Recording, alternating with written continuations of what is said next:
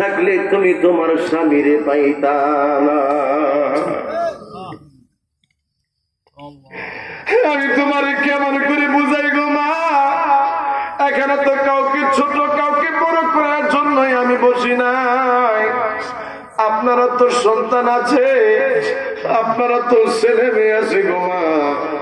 আপনার শাশুড়ির সাথে আপনি যেমন আচরণ করবেন, আপনার ছেলের বউ আপনার সাথে তেমন আচরণ করবে।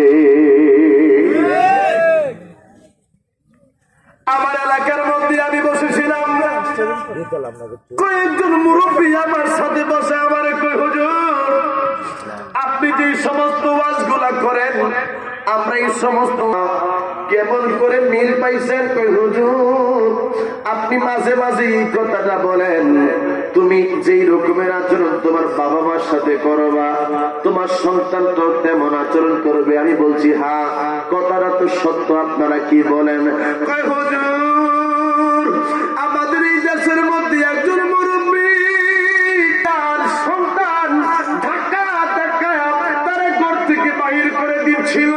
ওই ছেলেটার বাবা বৃদ্ধ মানুষ ডাক দিয়া কয়ে, বাবা রে আমারে আর তুই ঘর থেকে ধাক্কা দিয়া বাহির করিস না, আর দূরে তুই আমারে নিস না। কই কেন নিব না?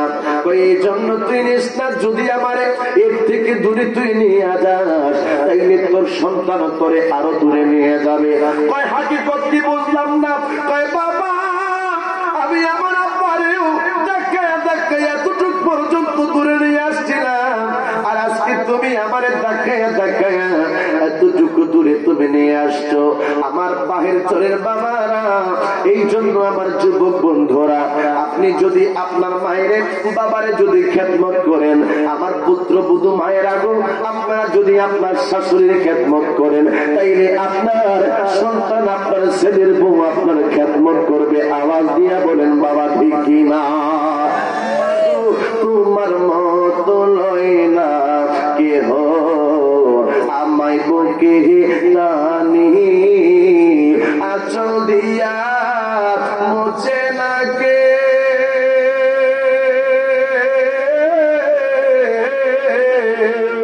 আঁচল দিয়া মুছে না কে আমার চোখের পানি।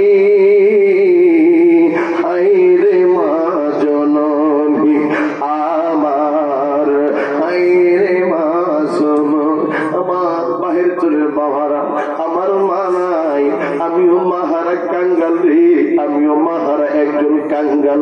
আমার মা আমার জন্য দোয়া করছে, কইছে আল্লাহ আমার ছেলেটারে তুমি আলেম হিসেবে কবুল কইরো। আমার মা আমি যখন ছোট্ট সেই সময় বলছে, আল্লাহ আমারে তোমার আমার সন্তানটারে আমি তোমার জন্য দিয়ে দিলাম। আমার মা আমারে গর্ভের মধ্যে নেওয়ার সময় বলছে, আল্লাহ আমার সন্তানটা যদি ছেলে হয়ে আমি তারে মাওলানা বানাবো। আব্বুজি আজকে মানাই মানাই যুবক, আমি রাত্রিবেলা মায়ের কবরের পাশে দাঁড়ায়া দাঁড়ায়া চোখের পানি ফালায় কান্দি রে। আমার বাবারা এই জন্য ছেলেদেরকে আলেম বানায় যাও, ছেলেদেরকে হক্কানি রব্বানি আলেম বানাও, ছেলেদেরকে নামাজি বানাও, তাইলে আপনি আর আমি মারা যাওয়ার পরে সন্তানেরা দোয়া করবে, কবরের মধ্যে শান্তিতে থাকতে পারবো। কথা হলো বাবা, দুনিয়ার মধ্যে কত মানুষকে দেখি, আমার বিবি আছে, আমার সন্তান আছে, আমার কত আত্মীয় স্বজন আছে, সবাই দেখলাম, কিন্তু আমার মায়ের চেহারার মতো এমন মায়াবী চেহারার মানুষ কাউরে আমি দেখি না। আমার কাছে ওই রকমের শান্তি লাগে না বাবা, মায়ের চেহারার দিকে দেখা আমি যে শান্তিটা পাই। বাবারা আমার, প্রত্যেকটা মা তার সন্তানের জন্য, প্রত্যেকটা সন্তান তার মায়ের জন্য বড় দামি।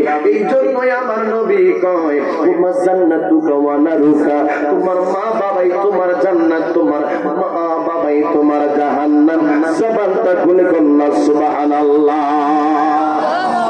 তোমার মতো লয় না কেহ আমায় বুকে টানি, আঁচল দিয়া মুছে না কে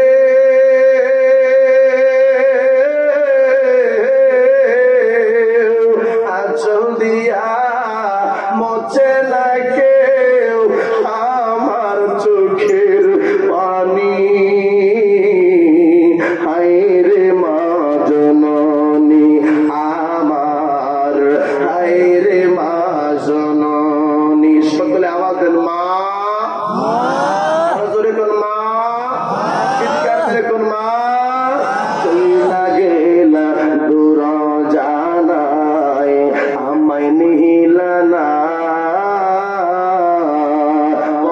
বৈশা কান্দি আমি নাই যে ঠিকানা চইলা গেলা দূর জাহানা আমায় নীলা না পথে বৈশা কান্দি আমি নাই যে ঠিকানা জীবন আমার কেমনে কাটবো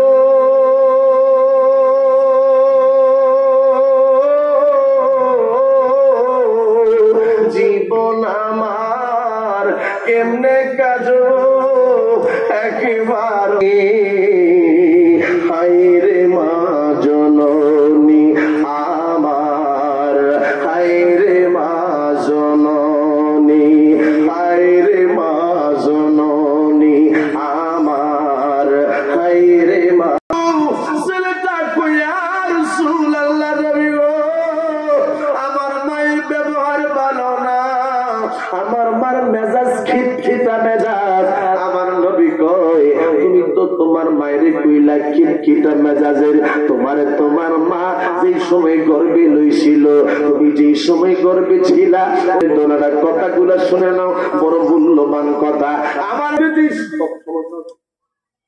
সমস্যা আছে শেষ করে দিব আমি চলবে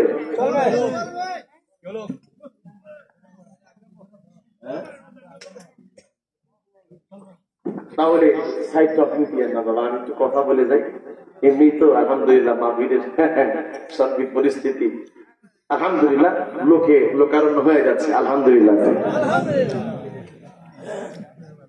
ইয়া রাসূলুল্লাহ আমার মাই তো ভালো না আমার নবী ডাকে দিয়া কই তুমি তোমার মায়ের গর্ভের মধ্যে যে সময় ছিল জীবন ওই সময় তো তোমার মা খারাপ ছিল না কথা সত্য নেই বাজার